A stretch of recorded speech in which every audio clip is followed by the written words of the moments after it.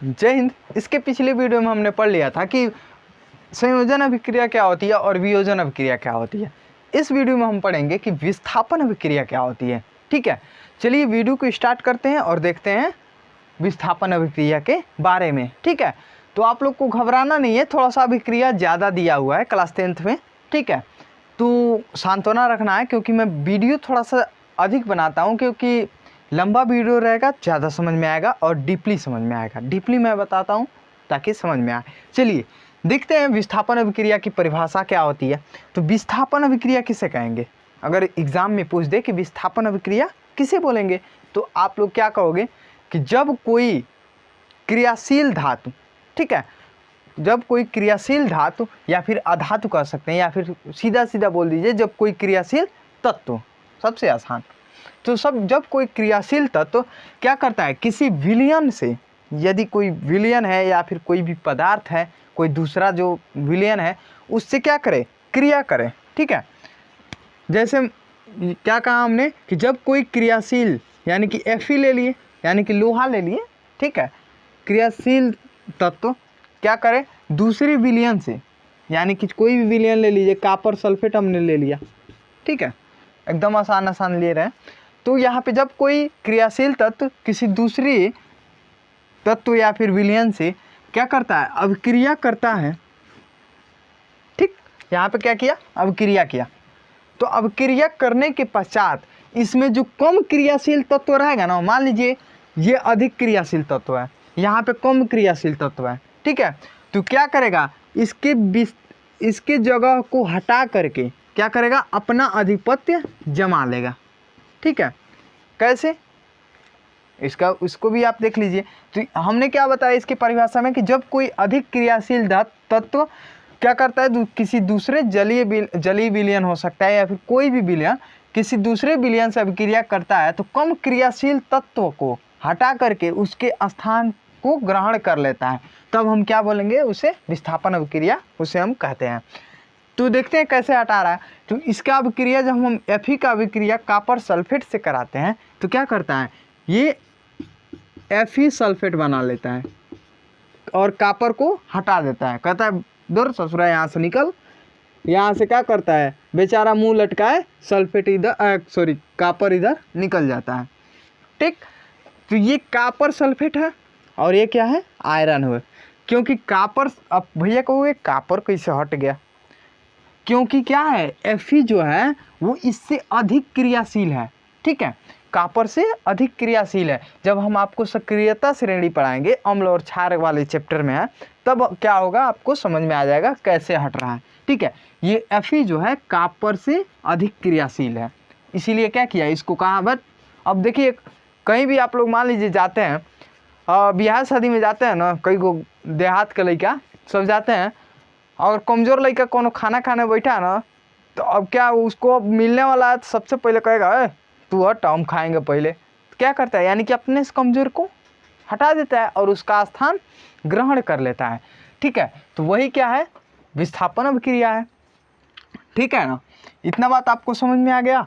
चलिए देखिएगा, ये कॉपर सल्फेट जो है ना, यहाँ पे नीला रंग का होता है। एक और चीज़ यहाँ पे आया तो हमने बता दिया, कैसा होता है, नीला रंग का होता है। और जैसे ही हम यहाँ पे आयरन की अभिक्रिया कराते हैं, आयरन का अभिक्रिया का मतलब क्या है, कॉपर सल्फेट का जलीय विलयन होता है, एक विलयन होता है, जैसे मैं यहाँ पे बता दे रहा हूँ, अब सीधा डीपली ही बता दे रहे हैं। ठीक है, यहाँ पे लवण है किसका, तो कॉपर सल्फेट का, कॉपर सल्फेट का।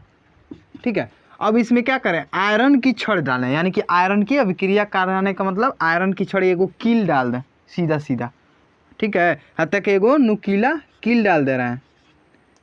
ठीक, यहाँ पे जब हम कील डालेंगे तो इसके बीच क्या होगा, एक रिएक्शन होगा। ठीक है, एक अभिक्रिया होगी।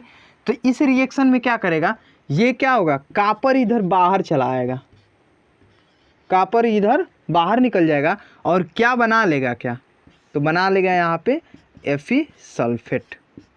ठीक है, ये कॉपर कहाँ निकल गया, बाहर निकल गया। ये होता है नीला रंग का।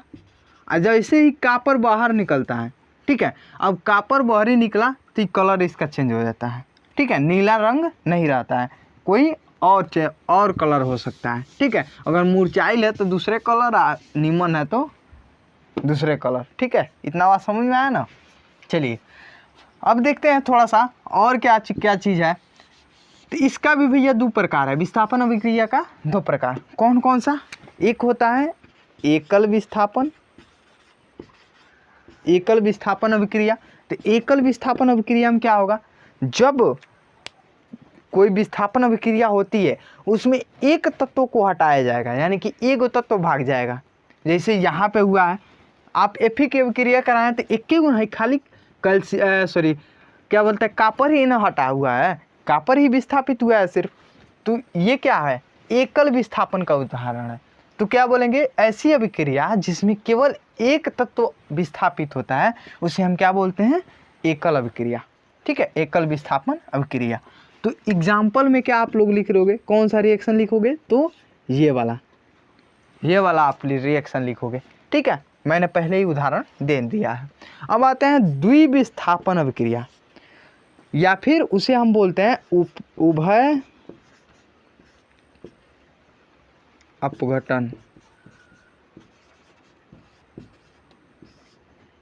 उभय अपघटन या फिर द्विविस्थापन,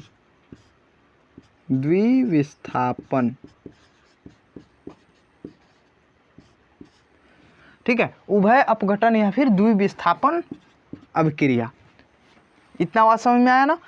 यानी कि उभय अपघटन भी बोलेंगे और द्विविस्थापन भी बोलेंगे।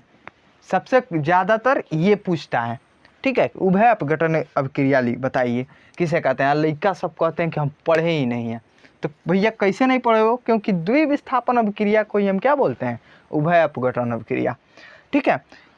तो उभय अपघटन अभिक्रिया में क्या होगा, यहाँ पे आप लोग दो देख रहे हैं, द्वि मतलब दुगु। जब कोई विस्थापन अभिक्रिया में दो तत्व विस्थापित हो जाएंगे तो हम क्या बोलेंगे, द्विविस्थापन अभिक्रिया। जैसे रिएक्शन हम क्या क्या लिख सकते हैं, कौन सा रिएक्शन लिखें, RX लिख दे रहे हैं रिएक्शन, ठीक है। तो यहाँ पे रिएक्शन में क्या क्या हो जाएगा, जैसे हम ले लें यहाँ पे सोडियम सल्फेट, ठीक है। जब हम सोडियम सल्फेट की अभिक्रिया क्या करें, बेरियम क्लोराइड से,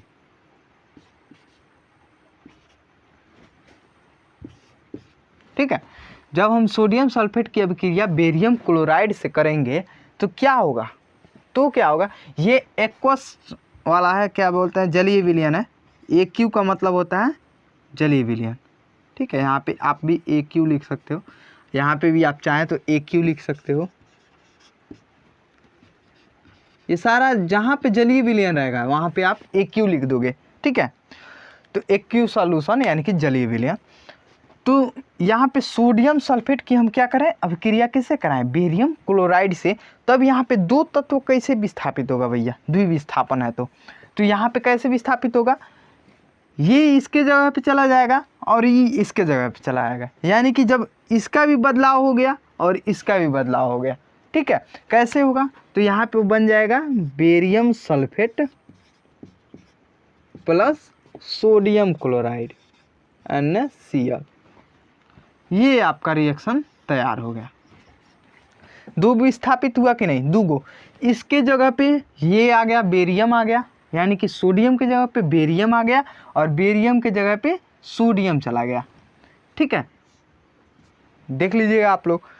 तो यहाँ पे क्या हुआ, दो तत्व विस्थापित हुआ कि नहीं, एक बेरियम भी विस्थापित होकर यहाँ चला गया और सोडियम भी विस्थापित होकर यहाँ चला गया, ठीक है।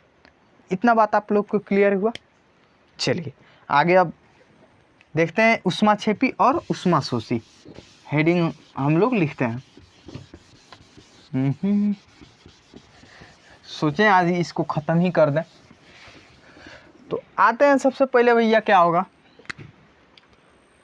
एक इम्पोर्टेंट बता रहे हैं क्या चीज़, ऊष्माशोषी। पहले ऊष्मा देखते हैं, ऊष्माक्षेपी।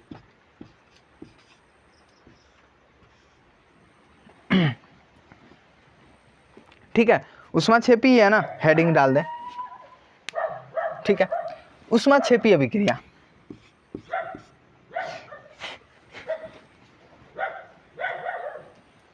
हाँ चलिए देखा। तो सबसे पहले मैं बता दूं ऊष्माक्षेपी की परिभाषा क्या होगी कि जब हम क्या करते हैं कोई तत्व, ठीक है, तत्व की अभिक्रिया कराते हैं, ठीक है, जब हम किसी तत्व की अभिक्रिया कराते हैं और वो क्या करता है ऊष्मा छोड़ता है, ठीक। तो जब हम किसी तत्व की अभिक्रिया कराते हैं और उसमें ऊष्मा का छोड़ना पाया जाता है तो वो हम क्या बोलते हैं, उसे ऊष्माक्षेपी बोलते हैं। तो क्या बोल सकते हैं, ऐसी अभिक्रिया जिसमें क्या होती है ऊष्मा यानी कि गर्म चीज़ बाहर निकलती है या फिर निर्मुक्त होती है, तो उसे हम क्या बोलेंगे, ऊष्माक्षेपी अभिक्रिया। ऐसी अभिक्रिया जिसमें क्या हो ऊष्मा निर्मुक्त हो यानी ऊष्मा बाहर निकले, उसे हम क्या बोलेंगे, ऊष्माक्षेपी अभिक्रिया बोलेंगे। जैसे में एग्जाम्पल में आप क्या ले सकते हो, आप कभी देखना आप अपमार्जक यानी कि अपमार्जक लिख सकते हो यहाँ पे। अपमार्जक में क्या आ जाएगा भैया, सर्फ जिसको बोलते हो, घर है सर्फ, जानते हैं ना, ये कुत्ता साला दिमाग खराब कर देता। तो अपमार्जक जो है वो क्या है, सर्फ है। अब सर्फ की अभिक्रिया हम क्या करें, H2 यानी जल से जब कराते हैं, ठीक है, तो क्या होता है आपको ऊष्मा निकलता है, उसमें से ऊष्मा नजर आएगा और झाग भी, ऊष्मा प्लस यहाँ पे झाग लिख सकते हो, ठीक है, ऊष्मा प्लस झाग। तो कैसे इसका भैया आप प्रैक्टिकल कर सकते हो, कैसे कर सकते हो, तो प्रैक्टिकल कैसे करोगे, जैसे आप हाथ में क्या लीजिए, सर्फ ले लीजिए थोड़ा सा, ठीक है, और उस पर क्या करें, ऊपर से पानी गिराइए, थोड़ा सा पानी गिराइए, आपको ऐसा लगेगा ना कि जैसे गर्माहट महसूस हो रही है। तो क्या होगा, उसमें से क्या होगी, ऊष्मा निर्मुक्त होगी।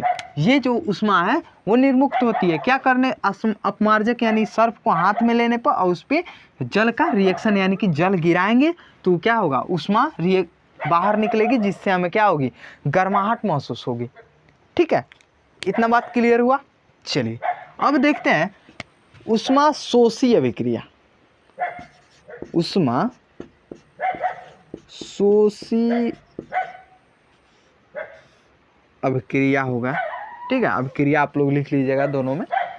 तो ऊष्मा शोषी अभिक्रिया क्या होगी, तो ऊष्मा शोषी अभिक्रिया ऐसी अभिक्रिया, ठीक है, ऐसी अभिक्रिया जिसमें क्या होती है ऊष्मा को ग्रहण किया जाता है यानी ऊष्मा सोखा जाता है, ठीक है। अब इन दोनों को याद करने का ट्रिक क्या है, ऊष्माक्षेपी है ना, तो जिसमें ऊष्मा छोड़ा जाएगा यानी कि ऊष्मा निर्मुक्त होगी यानी ऊष्मा छोड़ा जाएगा वो ऊष्माक्षेपी, और जिसमें ऊष्मा सोखेगा, ठीक है, सीधा सीधा ट्रिक हो गया। एक तो ऊष्मा जिसमें सोखेगा वो ऊष्मा शोषी और ऊष्मा जिसमें छोड़ेगा ऊष्मा छेपी।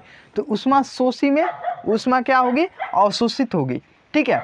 तो अवशोषित कैसे होगी, जैसे में एग्जाम्पल आप ले लोगे ना, जैसे ग्लूकॉन डी आता है, एक ठो ग्लूकॉन डी,